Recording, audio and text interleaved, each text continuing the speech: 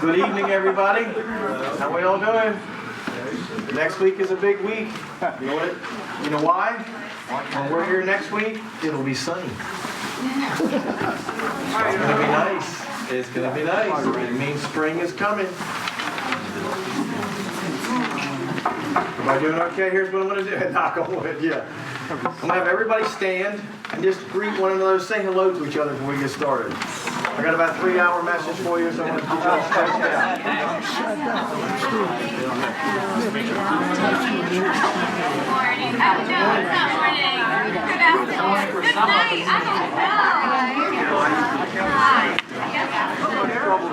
don't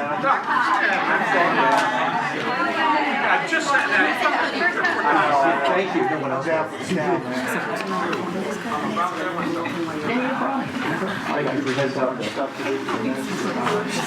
All right, we're going to see where we go tonight. We've been in Acts chapter 7 for 7 weeks. Do you realize that? That's what happens when I get on a rabbit trail. We're going to get out of it in the next few weeks, but just figured why we were in Acts 7, because Acts 7 is when Stephen is before the Sanhedrin.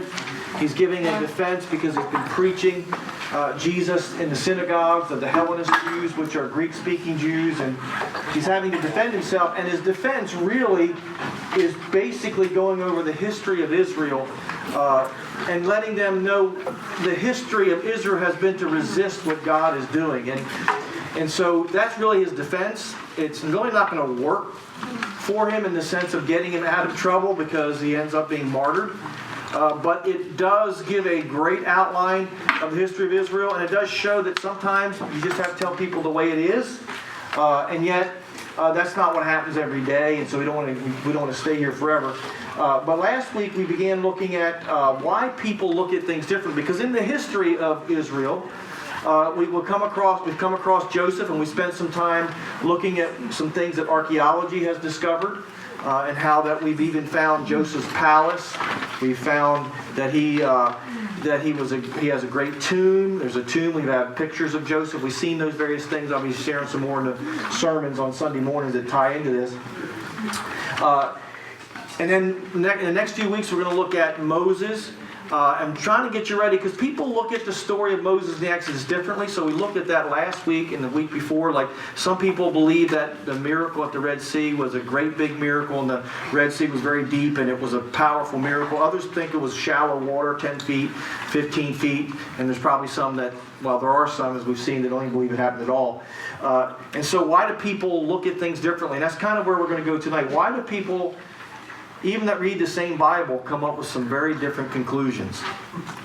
You know, it's amazing. We can be out, and it's not just the Bible, we can be at this intersection here between 16 and 1, and all of us could be there and see an automobile accident. I guarantee you we'd all have different details of what happened. Why is that so? Does it make what we say untrue? No, we just see things from different angles, and there's several reasons for that. But one of the things we looked at last week was something called worldview. Worldview is, and I'm kind of ahead of myself in my notes. Let me make sure I can get there. Worldview is how we view the world. It's the filter by which we see life and we interpret life. And we saw last week that there's basically 3 worldviews. But before I get there, I want to kind of back up and share a few thoughts with you, and then I'll get back into that for just a moment. Beginning in the 1950s, experts, whoever they are, everybody say whoever they are, okay, whoever they are, okay, began to notice that the level of community in America began to decline. So when I was doing my doctoral work a few years ago, I had to spend a lot of time reading a book about that thick, sociological review by a guy named Robert Putnam. He's kind of like the groundbreaking guy in the studies of what's happening in America in regards to community. What is happening to us as a nation? And it's boring reading. It's not something you're going to put beside the bed and read it. It's not something you're going to want to read. It's something I had to read and study to make the case. Is community getting better in America, or is it in decline? And so I spent lots of hours going over his research. And basically what he says is that all forms of community in America is declining, not just church. Now, often churches and church people get to hear the bad news. They'll say churches are not growing and churches are in decline. You hear all that bad news, but very rarely will anybody say all forms of community are in decline. In fact, some of the healthiest community in America is still found in the church. But all we get is the negative side. And so I had to look at the numbers, and I will say that my studies revealed that the man's telling the truth, that he's got a good handle on what's happening in America. But he says things like this. He says, the more neighbors who know one another by name, the fewer crimes a neighborhood as a whole suffers. What's that? It's community. Used to be, we knew everybody in our community, in our neighborhood. We don't anymore. Okay, I'm going somewhere with this. Okay, because it really impacts who we are as a church and where we need to go. We've got to get to know our neighbors again in our community. I believe there's got to be a movement in America back to the community church. You know, that where we're in our communities and we're serving our community. And we've been doing that over the last few years, getting more and more involved in what's happening in our community. Instead of just asking them to come here, that's what the community baskets are about. About 5 years ago, we decided as a church that we were going to go to those people that are serving our community that very rarely get a pat on the back, but every time somebody wants something, they knock on their door. And we decided as a church just to begin to just add value to them. Say, you know what, we appreciate what you're doing. That's getting to know our neighbor. And these are the things that have been in decline in America for the last 70, 75 years, and it's documented. He says this, for every 10 minutes you spend in an automobile, you reduce your available social capital by 10%. What that means is, as we drive in the car, we have less time and energy to hang out with each other. He used to say, I don't have it in my notes, but one of the quotes that I put in my paper was that for every hour of TV you watch, your level of community goes down. Now, his research was done before the cell phone or the smartphone. Can you imagine what he'd be saying now? He says, in short, as the 21st century opens, Americans are going to church less often than we did 3 to 4 decades ago, and the churches we go to are less engaged in the wider community. In other words, we're getting isolated from what's happening in our culture. And finally, he says, the broad oscillations in religious participation during the 20th century mirror trends in civic life. In other words, what's happening is not just church, it's happening in our culture. And the question I would ask, or the questions we would ask, are why? What's driving this? You know, there's always a cause for things. And what has been driving this over the last 75 years? I went on to study his numbers on church attendance. Now, I'm going to get past this, so just hang on there. I spent a lot of hours doing this. You can give me 5 or 10 minutes. Okay? I mean, I had to grind this out. But in one section, chapter 4 of his very thick book, here are the 8 things that he talked about.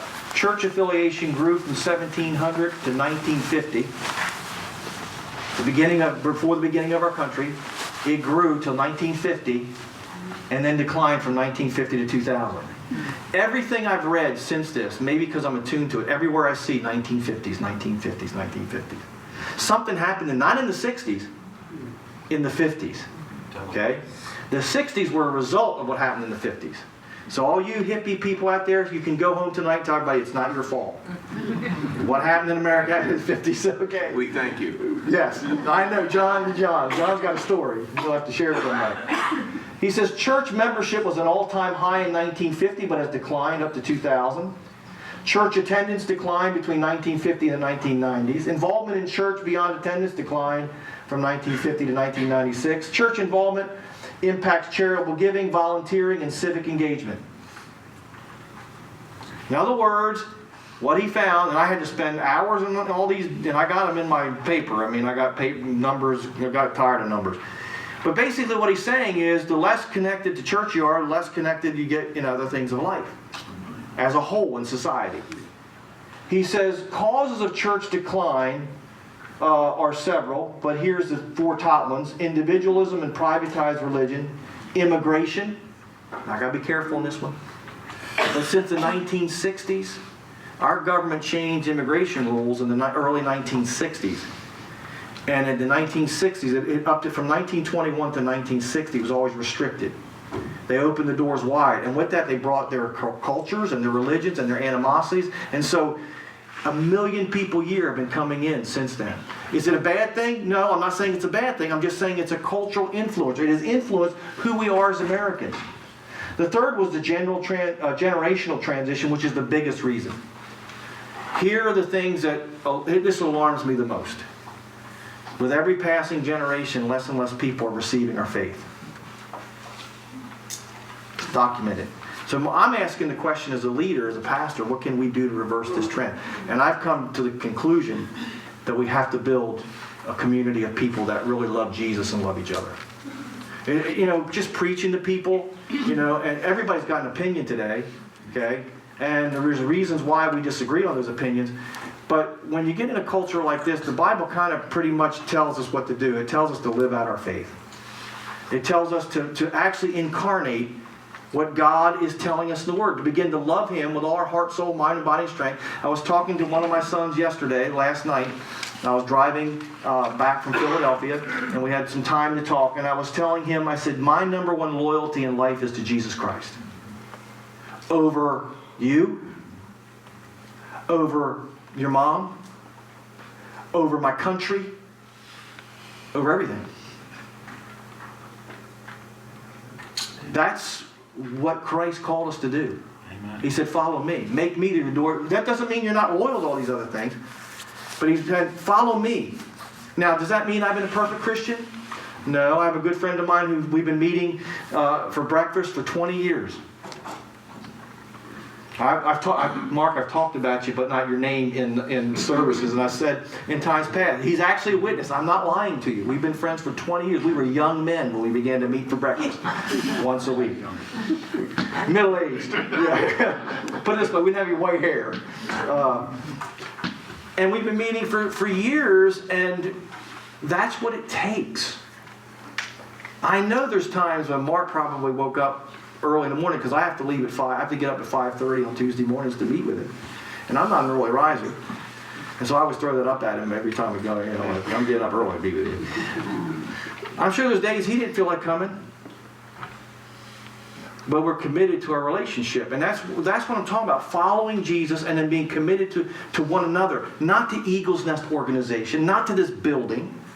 You know, what people are looking for today is people that love God and love each other. Okay? And so we've talked about that on a relational level for years. And we preach that here. And I think what this guy Putnam was finding is that these things, a generational transition, is one of the greatest where we pass on our faith to our kids. And some of the things I see positive about the younger generations, though I will go on record, there's things that frustrate me about the younger generations. And trust me, there's a lot of things that I frustrate them. Okay, and so do you.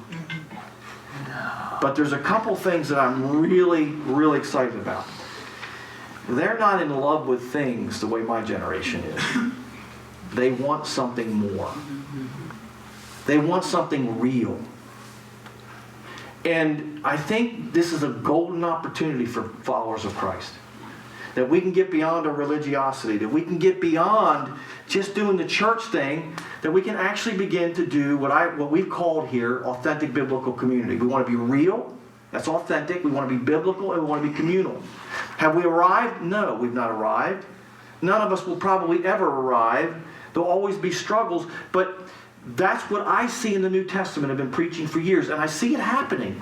There's things happening here amongst people's lives. And it's taking root, and the culture's changing. We've not arrived. We're not a perfect church. We'll never be a perfect church. But I think this is what God's doing, and He's not just doing it here. I'm hearing of it in other places, because to reach our current culture and the generations behind us, there's going to have to be an authenticity to it. And the final thing that he mentions is secularization. There's no doubt we become more secularized. Now, let me put this now in biblical terminology. What really has changed in America? I mean, everything pointed to growth of the church and growth of community, growth of civic engagement. When I say civic engagement, the name of his book is called Bowling Alone. And the reason he labeled it Bowling Alone is people are still bowling. You ever drive by a bowling alley? They're still bowling, but they're not bowling in leagues like they used to. Do you remember the day? Remember the days when you go to bowl on a Friday night and they're having leagues? Yeah, I remember because my wife and I were dating back then, back in the major days ago. I remember my wife and I would go to the bowling alley, and there was two things I noticed. First of all, there was a fog. Because you could smoke in the building, it was always foggy. Remember that? Now you can't smoke in the building. That was one thing Ruth Ann Minter did great in the state of Delaware. You know, she did a great job with that. The other thing is the motor vehicles. Went into motor vehicles today, and it is a pleasure to go in Delaware motor vehicle.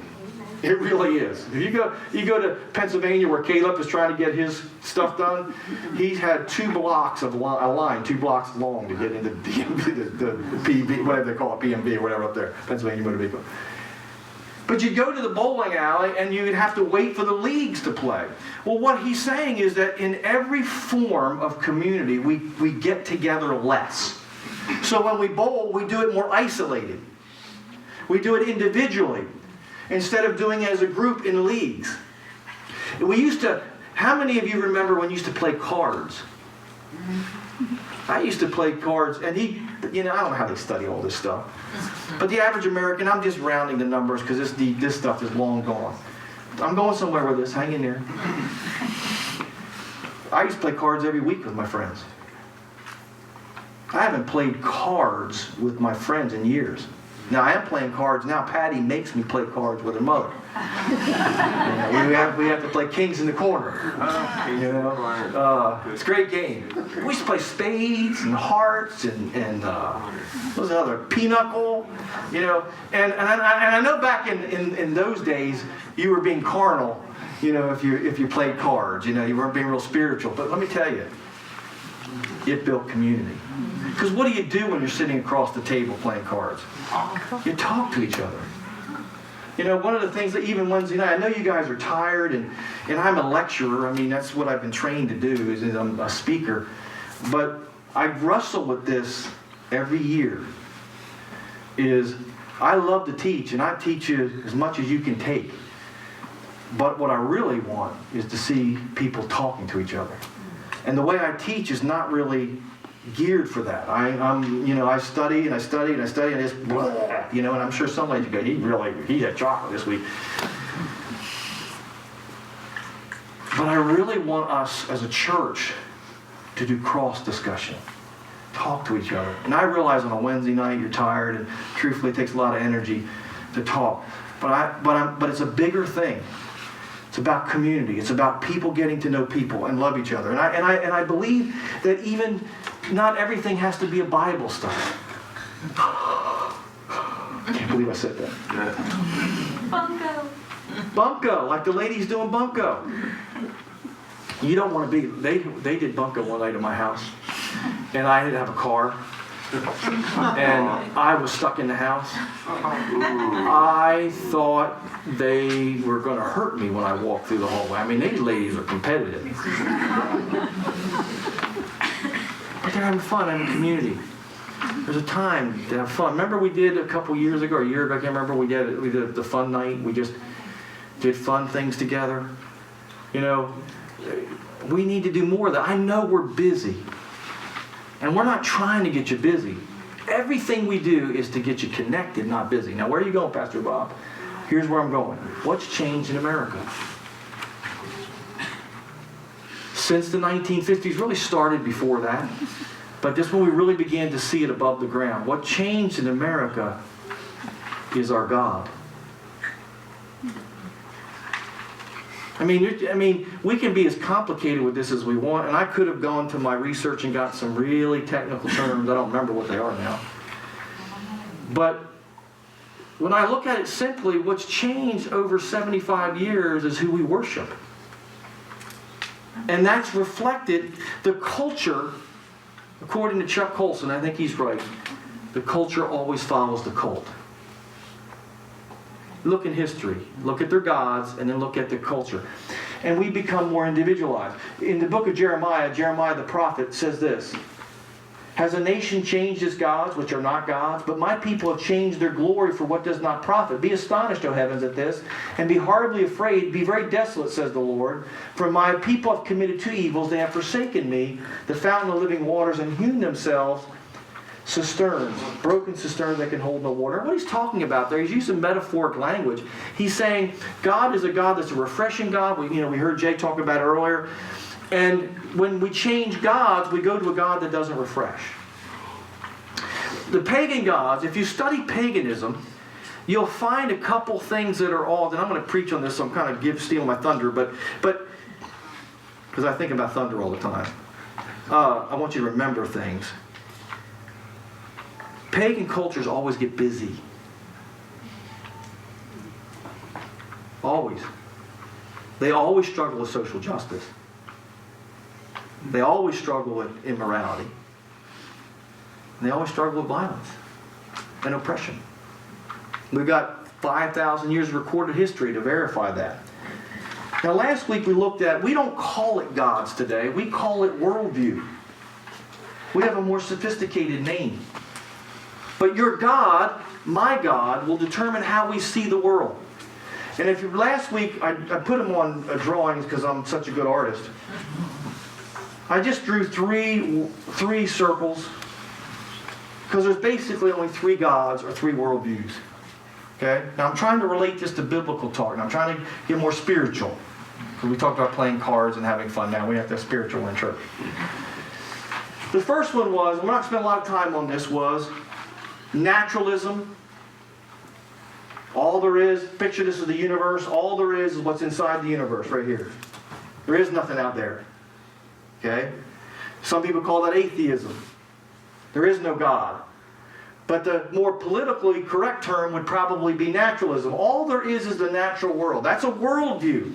And every day we go into this society, we're being confronted with a naturalistic worldview. Our young people, when they go to colleges, they're being presented with a naturalistic worldview. That's where secularism comes from. Secularism is really naturalism. Secularism says there is no spiritual, there is no sacred. Everything is just secular and common. It's only a natural world. Okay? And this is the reason why we disagree. It's why you can sit Christians in the same room, talk different subjects, and they'll disagree on what the Bible says, because we are being impacted, all 3 of these, and we have to deal with all 3 of these. So this would be, we'll call it naturalism. I called it atheism last week, but I'm trying to be a little bit more positive. When I get tired, I get a little bit direct. And sometimes I'm not too tactful when I'm tired, which means I'm tired most of the time. The second one, some have brain freeze, was agnosticism. And this basically puts you can't see it, a big question mark. We don't know if there's anything outside. All we can be sure of is what's inside of here. All we can be sure of is what we can see and touch and feel, okay, and experiment on, scientism and science. And this is how some people, they won't say that, there is no God. They just say, I don't know if there's a God or not. Okay? And then there's theism. And this is the belief that not only is God involved here, but there's a God outside of here. And people do all kinds of crazy things trying to figure out what he's like outside of here, but I have to be honest, I'm trying to figure out what he's like inside of here, let alone outside of here, things I can't tell. Theism, the belief that there's a God. Now, there are different versions of theism, and we could get really technical with each one of these, but when we approach the Bible, it's important to understand that the Bible has a theistic worldview. And one of the things that's happening is, particularly for you guys that have young kids and are going to go off and go to college, okay, parents need to understand this. This is absolutely huge. Even Bible college. If you send them to a Christian school today, it's no guarantee that they're going to have a theistic worldview. If I were sending my kids to college today, there'd be a couple things I'd look at. First, I want to know what their belief statement is. But more than that, I want to try to figure out what their worldview is. Because your worldview will determine a lot of what you see in the Bible. And so there's 3 basic worldviews.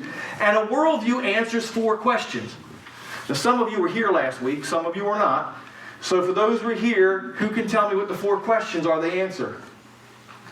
Origins. You were talking. Origins. Origins, which is the question of Where did we come from? where did we come from?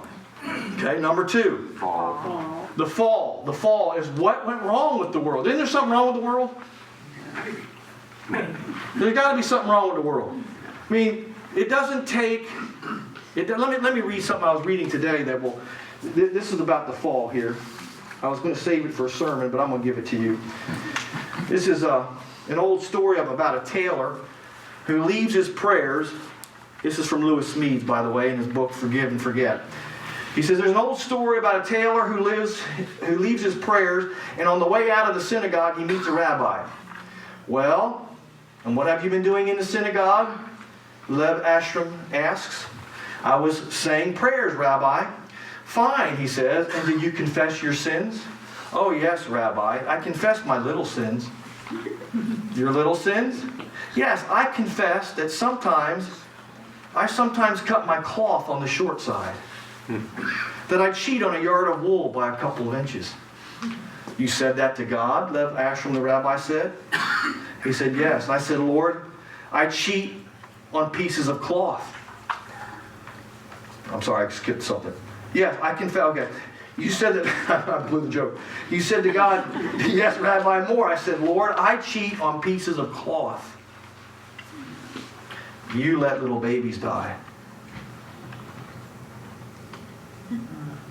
But I'm going to make you a deal. You forgive me my little sins, and I'll forgive you yours. Now, folks, that might sound like not an appropriate thing to read in church, but I'm going to tell you something.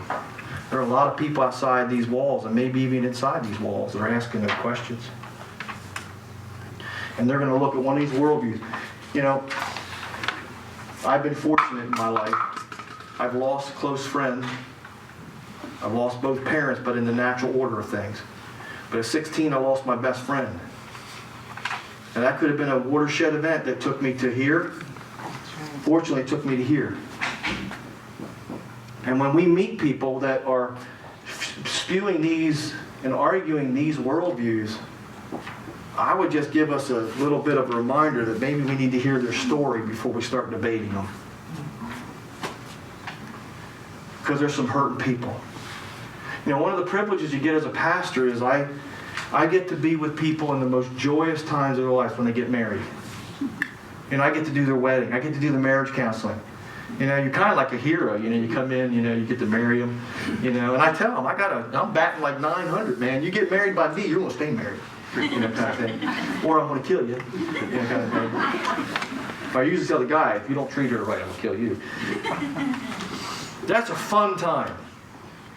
But I'm also with them when they get a cancer diagnosis, or a loved one dies, or somebody's texting and driving. Don't text and drive. One of the saddest funerals I've ever had to do, texting and driving. 18 years old. I'm going to tell you something, folks. I had to go through this in my own life when I began to, because I deal with tragedy on a regular basis. And I came from a hyper-theistic worldview. God can do miracles every time. You know, I was sharing the other day with a couple of guys on staff. I said, I was in a church in my early days that a woman claimed an angel came and tucked her in every night before she went to bed. I didn't believe her then, I don't believe her now. The world's messed up. God's got a few angels to spare. I don't think he needs to tuck people into bed. There's some things that need to happen in here. Now, who knows? Maybe there's always a chance that I'm wrong, but I've said it before, not very often. These worldviews exist in part because people are trying to understand life. They're trying to filter life. That's what worldview does. It answers the question, where did we come from? The problem with this naturalistic worldview says we didn't come from anything. Or we came from slime. I've met a few people that probably works for. But we're not just, we didn't crawl out of the goo. As they say, first the goo, then the zoo, then you. You know, I have a hard time believing it's illogical. And I've studied it. I set my theistic bias aside. I said, I'm a theist. I believe there's a God that created us. But I'm going to look at this. I was very young. I was about 25. I'm going to look at this because I'm hearing all this stuff. So I investigated. I said, does this work? Does it work scientifically? And I rejected evolution based on science. It's where I'm at. I've studied. Somebody gives me something I haven't thought of, I'll go study it again. But people are trying, where do we come from? Trying to find an answer. Some people don't know if there's a God, so they're agnostic, and they haven't given good reasons, or they've gone through pain. By the way, the number one reason people reject God is because of pain. Einstein rejected God not because of wisdom and science. He could not reconcile how can there be a good God that allows suffering. Folks, we all have to deal with it.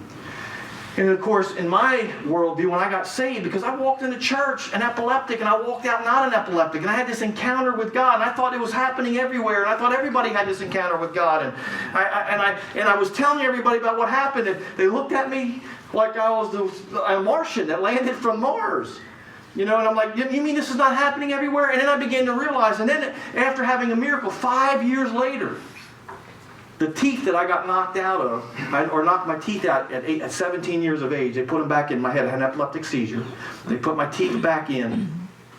And 5 years later, after I was healed, the teeth died. And I still remember being in the dentist chair saying, God's going to do a miracle. Because I was this guy. And all I could see was this. And God was going to do a miracle. And when he didn't, and I lost, and they pulled those teeth, and it was an ugly scene. My faith was challenged. And that's when I began to do a real, what the heck is going on? Maybe I don't have everything so figured out that I thought I had figured out. And I had to start grappling with the realities of life. That's when I began to deal with these other worldviews. You know, how can I be sure? Because I was, you know, how can I be sure now when God's going to heal me, not going to heal? All those things. Some of the best challenges I've ever gone through in life, because it made me contact the reality of people outside of these buildings. It's people grappling with life. Okay, life happens. And so, when I was in a hyper-theistic, everything was a miracle. I believe God heals. I've seen incredible miracles. But I've seen things I just can't explain on the negative side. And the Bible has a worldview. It answers where we came from. It answers what went wrong. There's something wrong with the planet. Okay? The Bible has a worldview. It says that we rebelled against God. We rejected God. In Genesis chapter 3, we had a perfect garden. Our parents, they decided they would live life without God. That's basically what they did. And these two worldviews lend themselves, this one directly and this one indirectly, to living without God. This one lends itself to getting close to God and living with God. So the third question is, what's the fix? If there's something wrong with the world, how do you fix it? How do you make it right? And I promise you, everybody in this room has an answer to these four questions. And every book you read has an answer to them. Every scientist has an answer to them. And when you begin to grapple with those four questions and see it, you can read any book, and within 10 minutes you can know where they're coming from. And the final question is, where's this all going? Is there life after death? Is this all there is? The Bible has an answer for that. It says heaven is on its way to earth. Best definition I've ever heard is like the new heavens and new earth are down here sometime in the future. Okay? God has purposed. There's going to be heaven on earth. When God said man would have dominion over the earth in Genesis 1, he meant it. He meant it so much that when man screwed it up, he became a man and did it as a man. There's a whole lesson we could stay there. But he determined that man's going to have dominion on the earth, and heaven's going to come to earth. And when we messed it up, the new heavens and new earth were still coming, and they're coming at us, folks. I don't know when it's going to meet us. We're walking this way in history, trying to go forward. Where's this thing going? And it's coming at us, and one day, heaven is going to meet earth. That is the biblical worldview. God created us. He wanted a family. He wanted children. He wanted sons and daughters. You know, some theology teaches that the greatest purpose of man is to glorify God. I don't believe that. I believe the purpose of man is to enjoy God and be in a relationship with Him, be a son or a daughter. Yes, that glorifies Him.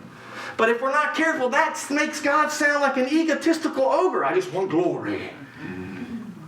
Folks, worship is the only appropriate response when you get in God's presence.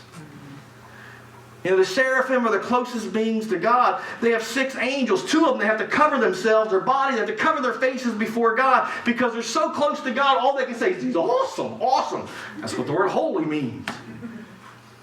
So you're just like, wow. It's like watching the Super Bowl. When Mahomes got them down at when they're down by 2 touchdowns or whatever, all you can do is go, that guy is awesome. Sorry for the Frisco fans. It's an appropriate response. When I got my hair cut, my wife just went, oh, you're so awesome. It's an appropriate response. God is an ego glory hog. He wanted sons and daughters. So he created the world. And then his sons and daughters rebelled. And we still carry that in us. And we can rebel. All of us have. All have sinned and fallen short of the glory of God. So what's the answer? God said, I'm going to fix this for you. He became a man. Took on flesh and blood. Let us crucify him and nail him to a cross. Stretch out his hands. And the 3rd day he rose from the dead. Now he's ascended into heaven. You see his right hand of God. He's in charge. He's not control. He's in charge. There's a day he's going to be in control. Right now he's giving people a chance to decide. Do you want to be a son? Do you want to be a daughter? Do you want to follow him? And then where's it coming? New heavens, new earth. Now, why is that important?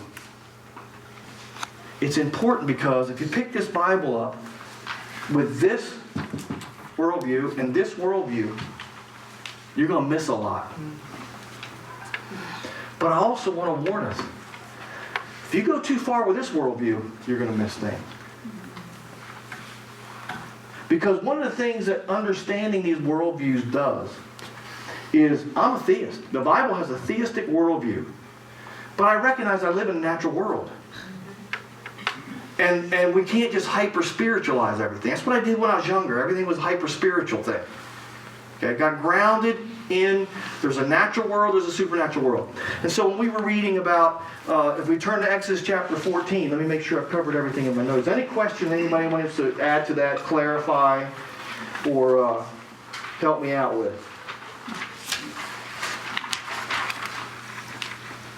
We were looking at David Raw. Anybody? Everybody's afraid to. Say, Pastor Bob, you know. He's wound up. We won't call it changing our gods today. We call it changing worldviews. But America's worldview changed in the 1950s. We began to move towards a naturalistic, pagan worldview. Paganism is just naturalism. You can have a spiritual paganism, and you can have a secular paganism if you study ancient religions. The Greeks and the philosophers became naturalistic in their thinking, but the average person stayed spiritual and religious in their practice. Philosophy and the Greek philosophy never took over the average person. They continued to worship their gods. They continued to operate in their cults, if you read history, because their naturalism doesn't cut it. It doesn't answer the questions of the heart. But there is a reality that the philosophers saw some things, and they got some things by looking at the world. They said, you know what? There's some things. I mean, there's one guy determined that things are made up of atoms. Didn't have a microscope. Determined, you know, there's little particles. Everything's made out of. We still follow that today. There's some things that they learned, but as a whole, it doesn't cover it. And so we need God's supernatural. That's what we find over here. There's a God that transcends. He's bigger. He's in it. He's outside of it. I don't understand it. I just know that it is. That's changed since the 1950s and has continued to change. And that's why we get people like David Rawl, who I've been studying his material. He's an archaeologist. This is what I do. I'll pick a writer. Somebody will get my attention. And I'll just have to read everything that they've written until I get to know how they think. I'll get to know what I agree with and what I disagree, but I'll understand their worldview and how they think. That's what I'm doing with David Rawl, because he's a cutting-edge archaeologist, and he's an agnostic. He's an admitted agnostic. He says that he's an agnostic, that he's not sure there's a God. And when he reads it, but yet he's going around the world, and he's fighting for the historical reliability of the Bible. He's saying the Bible is rooted in history. You can trust its history, and yet he's the agnostic. And you know what I'm finding? The theists, the people supposed to be theists, they're agnostics, and they're saying the Bible isn't historically accurate. Are you confused? It's because in our universities today, in our Christian colleges, there are people that are naturalists or agnostics. And they approach the Bible and they say, this really isn't true. It's just a legend.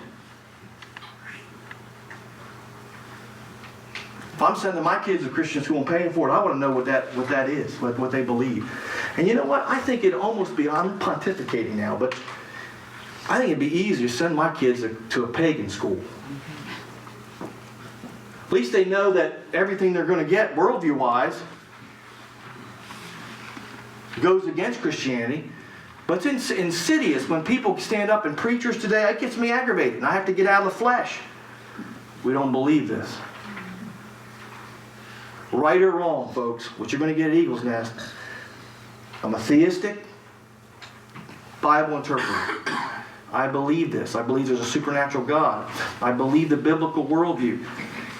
And there are evangelical preachers and there are theologians telling us that we need to abandon the biblical worldview. If we do that, we lose our soul. Now, what I'm trying to get you to see, however, is if you can understand worldview, you can still learn some things from these guys.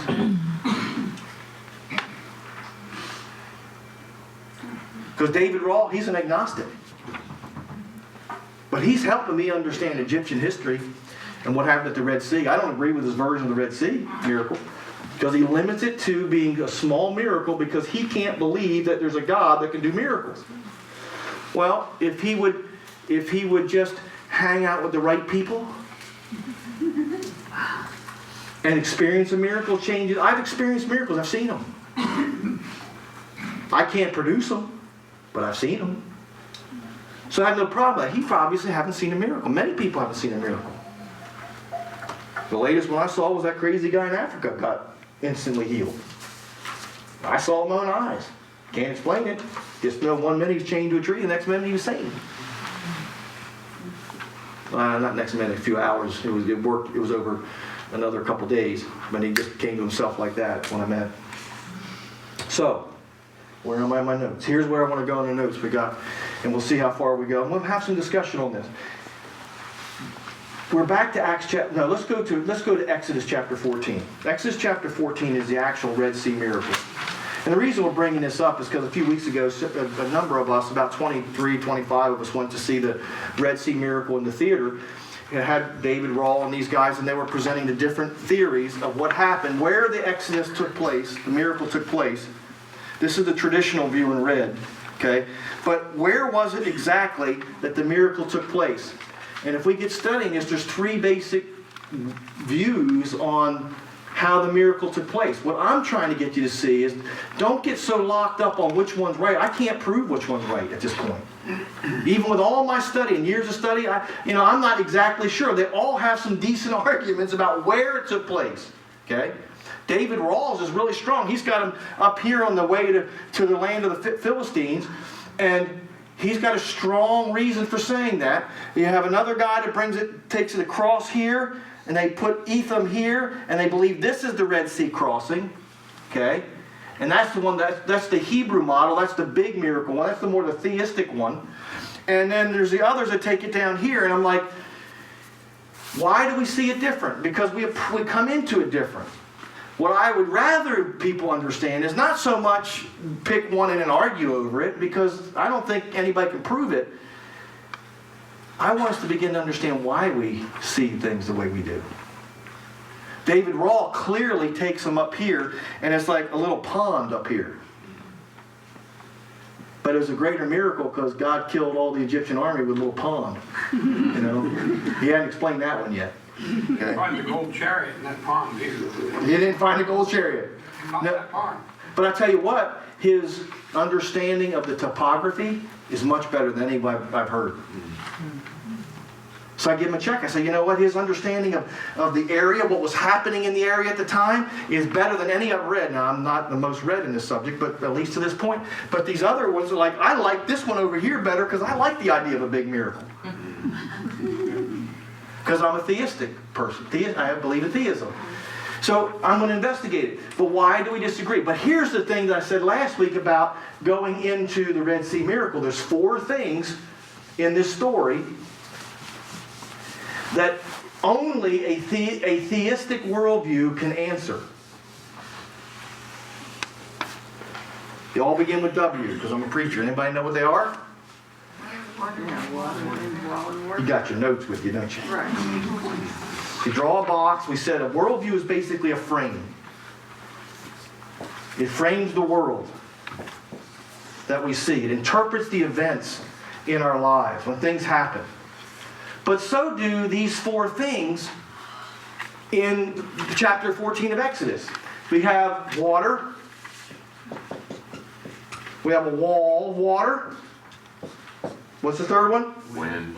Wind. Because it says an east wind separated the sea. And then what's the 4th one? Warfare. Warfare. This one's often missed. This one, the agnostic and naturalistic worldview cannot accommodate. That God would make war with anybody. Well, you read the Bible, he does. Now, I would rather somebody get ticked off at me, disagree with me, and put me on the spot and say, I don't know the answer, than say, well, God doesn't really do that. Because when you read the Bible, he does. And so what happens is the Red Sea miracle is on the inside. And as you read that, we find there's a wall of water. Well, you got to have a lot of water to have a wall of water. So I don't care if the pond's 10 feet deep or 20 feet deep. You got to have a lot of water to have a wall. Now, we don't know how high the wall was. Could be 10 feet high. Could be 20. But wouldn't it be a miracle? And if you got a lot of people, I mean, the lowest number is about 30 to 40 to 50,000 people, which is way too low. That's David Rawl. He's just wrong on that. The other high number is 3 million. Pick a number between there. You got an army behind you, okay? You got a pond or a lake in front of you, and you got babies and cattle and all this stuff. It takes a miracle. You got to, and then what God does after the wind blows it, he takes out the army. Because when we read the story of the Exodus and when Moses went down to Egypt, we read it like the Bible stories we heard in Sunday school. You can't tell a 5-year-old kid this. You know, you got to give them a general thing. You know, I have parents come and call me on Monday morning, Pastor Bob, what are they teaching in Kids Code this week? But as you get older, you got to get the fuller story. God is making war on Egypt when he sends Moses. We'll learn in a couple weeks, we'll learn that Moses was a mighty general. History records that Moses was a mighty general before he was 40. That Moses didn't just show up. He's just not some guy that was drawn out of the water. He was possibly, according to some historians, secular historians, not Bible historians, he was actually, could have been the next on the way to the throne. Moses was not some loser guy. God took him 40 years in the desert to get all that out of him. So he could do it miraculously, not by his own hand. Now, what's that got to do with all this? You read. Let's read a few verses in chapter 14 and then we'll move on. I hope you'll read this story yourself. The danger of being a preacher is I have too many words and sometimes I don't always get to the text. And I apologize for that, but I've been looking at it for months. Let's look at it in chapter 14, verse 14. The Lord will fight for you and you shall hold your peace. Warfare. Right? Miriam goes on in chapter 15. Says, where does it say it? Verse 3. The Lord is a man of war. The Lord is his name. Now, does that mean God's out trying to kill people? No. You got to contextualize this and what's happening. But there is a warfare going on in the earth. Since the Garden of Eden, there's a war between good and evil on the earth. Okay? Don't go running out here and buying shotguns and things. I'm not telling you to get violent. Okay?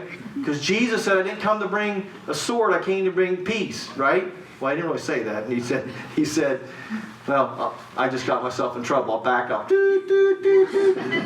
Jesus did not have his disciples have a sword or a military victory. He was doing something different. The kingdom of God on the earth is not a physical kingdom.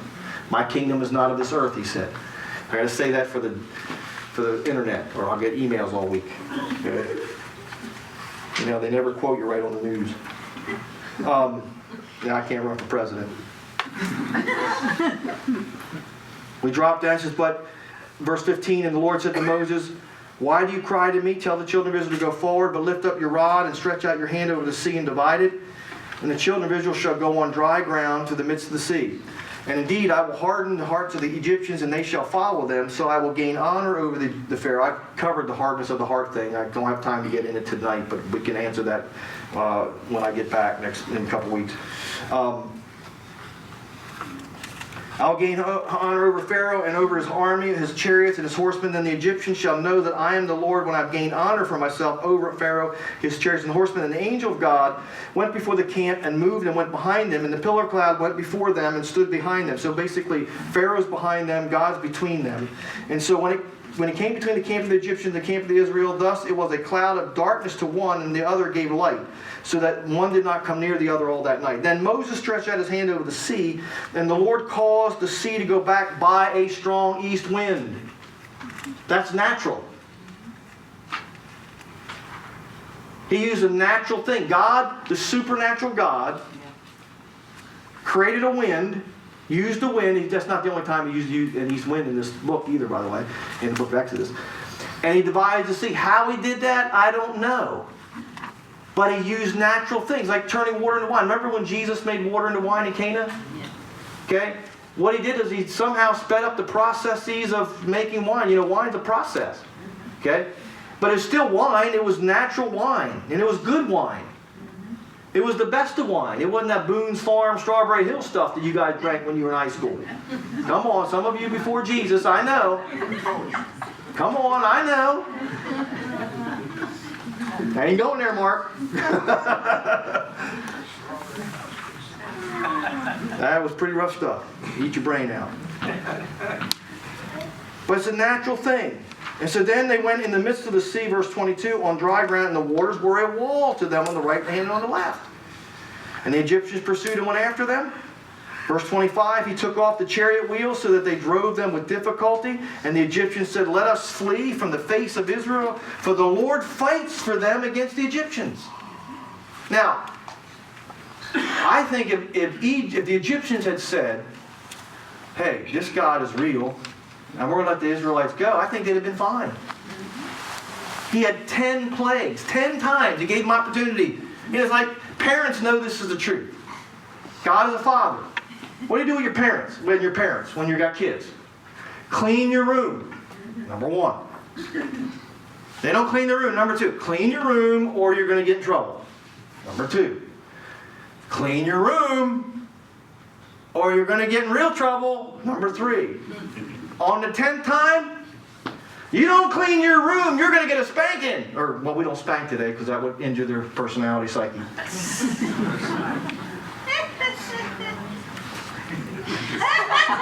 Can't show on video. Edit. And we punish them because we love them, right? Here God has a people that he's taken out. He would really love. The Bible says God's not willing that any should perish. God doesn't want anybody to perish. But there are times he's still doing things in the earth. People resist him. Eventually God says, I got to move you out of the way. And that's what he does here. He fights for them. I'm thankful I have a father like that.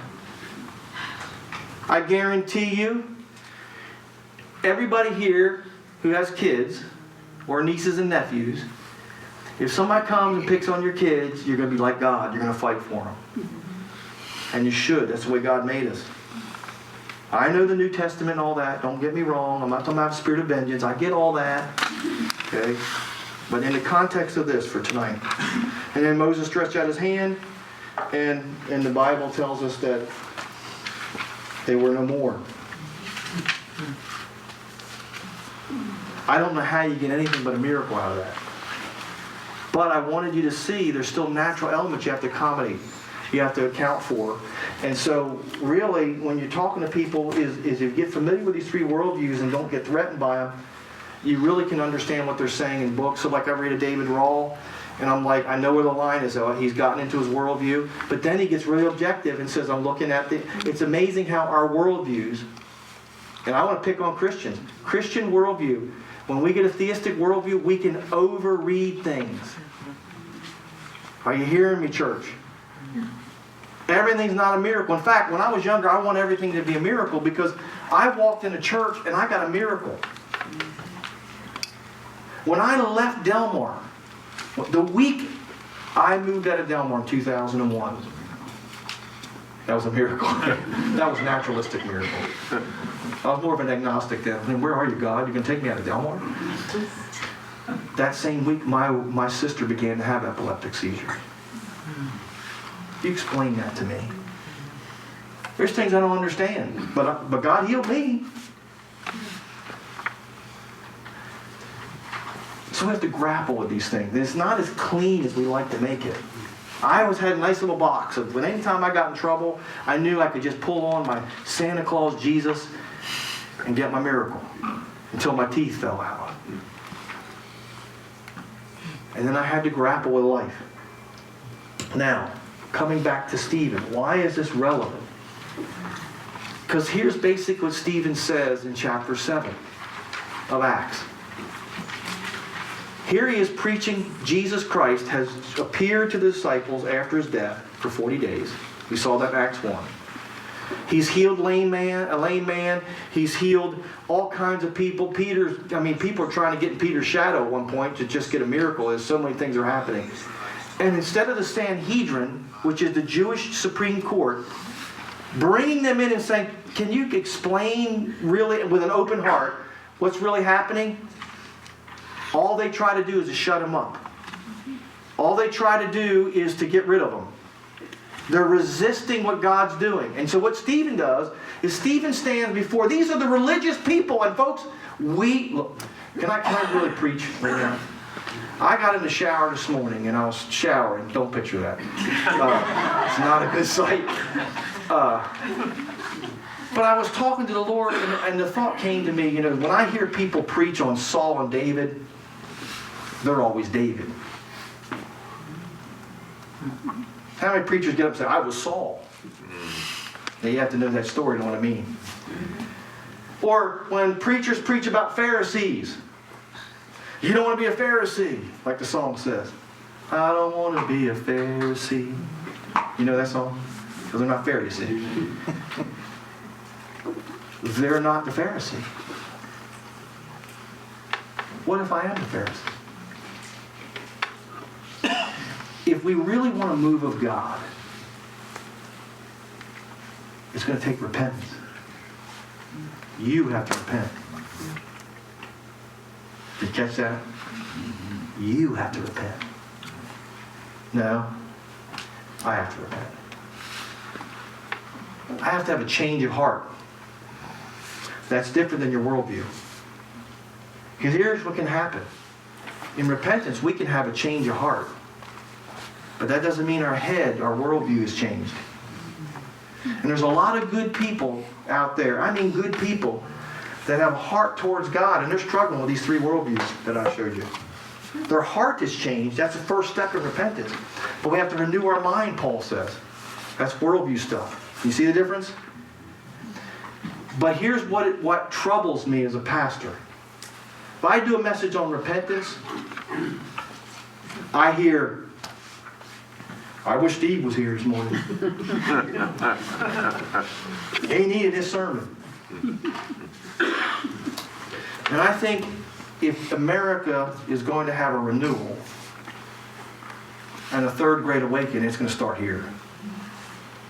When we just say, Lord, I got messed up. I got stinking thinking.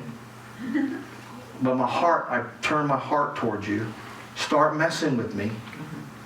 Start teaching me, start enlarging me, and change me. And I'm not going to worry about you. I used to preach to convince people.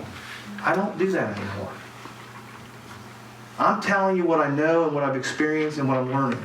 And I'll get up in 6 months if I have to. If I say something wrong tonight, I'll get up and I'll tell you, I was wrong 6 months ago, and here's why.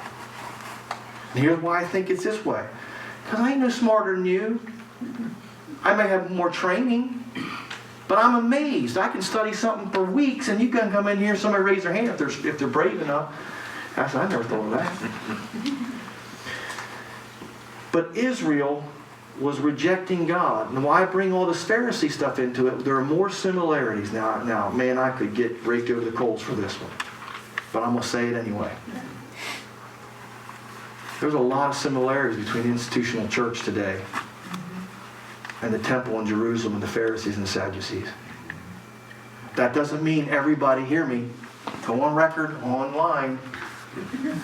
There are good pastors out there. There are good leaders. Do not hear a judgmental tone in that. I'm just saying, God wants to move. Let's not be the Pharisees. Let's not be the Saul. Let's not abandon the biblical worldview, but when not abandoning it, let's not become Pharisaical of people that don't quite have our worldview yet. Are you hearing me? We're going to have dialogues with people. We're going to have to open our hearts to people. We're going to have to get more confident in what we believe and why. I've just experienced too much. Somebody comes to me. I've met theologians that are cessationists. They say there are no miracles. I'm saying, well, you can get all the books you want. All I know is I was an epileptic and now I'm not. And I just spent $11,000 on these teeth. So I'm still a naturalist. You look good. Thank you. They should for $11,000. 2 years. I've had denture for years. I finally decided to spend the money. And dentures are tough when you're a speaker. That's why I speak longer now. In chapter 7, if you read it, of Acts, basically we are struggling with the same thing that humanity has struggled with and what Israel struggled with. We reject God. It's really that simple. What has changed in America is we're doing the same thing that man always does. It's not just America. It's not just the Jews in the book of Acts. It's all of us are inclined. It says in Isaiah, all we like sheep have gone astray. There's no room for judgmentalness in the church. Because we're a bunch of strayed sheep. And if we are gathered right now, it's because we have a shepherd. His name is Jesus. And so his argument is in chapter 7 verses 1 through 16 of Acts, is he says they rejected Joseph, and we went over that in great detail. And America is rejecting Joseph. Let me quote, we can say now with considerable confidence that the Bible is not a history of anyone's past. That includes Joseph. That's by Thomas Thompson, The Bible and History. He is an expert telling us Bible history, saying there ain't no history. That's just a rejection of Joseph. Why? Because he has a naturalistic or agnostic worldview. I haven't read his stuff directly, so I don't know. It's one of the two. They rejected Moses. America is rejecting Moses. If it wasn't for Moses, we wouldn't have America. The quest for the historical Moses is a futile exercise. He now belongs only to legend.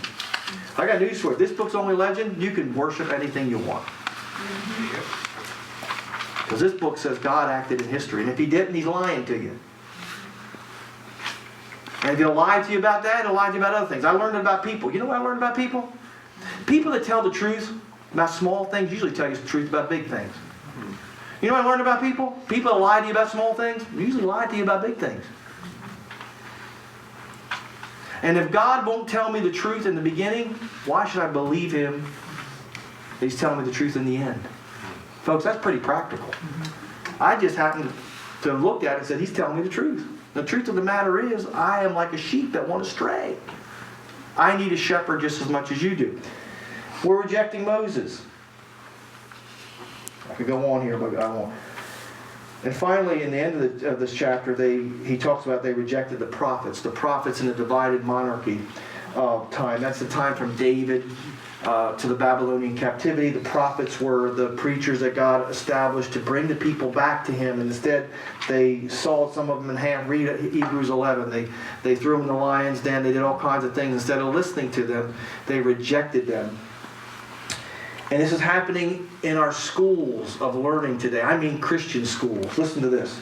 This is David Rawl. They see no evidence in the late Bronze Age or Iron Age of either a conquest of Canaan, that would be the time of the Exodus and the time of Judges, by the Israelite tribes, or even a united monarchy, that would be David and Solomon and the kings that followed, as described in the book of Kings and Chronicles. They hold strongly to the view that the biblical narratives were composed in the Persian and Hellenistic ages to the 5th to the 1st centuries BC. In other words, 400 to 500 BC to the time of Christ. In other words, the whole Old Testament story is basically a fabrication. It's just made up. And as such, as so late in date that they are totally unreliable for the purposes of historical reconstruction. Here's the point I'm making tonight. Stephen, if you look at the sermons we've looked at in Acts so far, every one of them are pretty much in your face. Everything I read tells me I got to soften the message today. You don't want to offend people. These guys didn't seem too worried about it. You killed the Christ. Now, hear me. The context of their preaching was a community that loved each other. Hear that? They could look at that community and say, those people take care of each other. And now they tell the truth to each other. Now they're telling us they didn't like it. And so they got persecuted. So I'm not talking about being mean. You don't have to be mean and ugly. Hear me. You have to tell people the truth. They told people the truth. Peter did. Now Stephen's telling the truth. Hey, guys. Look at our own history. We've been rejecting everybody God sends for 1,500 years. And now guess what we're doing now? We're rejecting Him again. God is the most rejected being in the universe. From Genesis to Revelation. But if you want to be a son or daughter, He's open to everybody. And so, as we wind this up, I wasn't sure how serious this was going to sound. It's pretty serious, but it is in the spirit of Acts, where He just told them they loved each other, and then He told them the truth. And the truth of the matter is, what's wrong with America is not a Democrat or Republican in the White House. Problem with America isn't capitalism or socialism, though socialism is not biblical, but there are aspects of it that are. Don't get me started. Okay? I've studied all this stuff. I could pontificate, but I won't. The problem with man goes all the way back to the garden, is we play God instead of letting Him be God. And that's all his argument is. And so you know what they do in Acts 7:52? They stoned him. Political correctness is not new. Now, fortunate for us, I don't think that's going to happen too much in America, at least not now. And the good news for you is when that does start happening, they're going to stone people like me. I believe that sometime in my life I might be in jail or something like that, though I don't think it's immediate. And I have staff I can delegate that to. Look out, Jay. It's good to be king. It is good to be king. God is a miracle working God. But He's God. Father, I've tried my best to articulate. These are some pretty tough things, but this is the group of people that can hear it. Lord, I pray that it's in the right spirit. You know, that we've got to love You and love one another before we can ever speak truth. Lord, we can't fix people. We can't debate and win people over. What we have to do is trust You and believe and learn. Have a relationship with You and let You deal with us. And then just simply incarnate the things we're learning.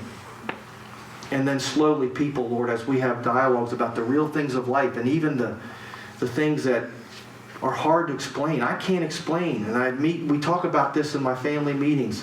God healed me, but my sister has seizures every 3 or 4 years and has had serious injuries because of it. And I can't explain it, Lord. So I keep seeking You for an answer. That's real life. Help us to help each other live real life instead of arguing with each other. And help us to make a difference in our community. Bless these people. They've been very patient to listen. Redeem their time. Father, help us to begin to talk with one another, seek one another out, and continue what you're doing in building us into a community of people that are imperfect, but are loved by you, and we're learning to love one another. We thank you for it in Jesus' name. And everybody said, amen. If you have anything that I need to clear up, because when I talk this long, I usually say something stupid. I'll be glad to talk with you. Hope you guys can make it next week. Questions? I'll be here.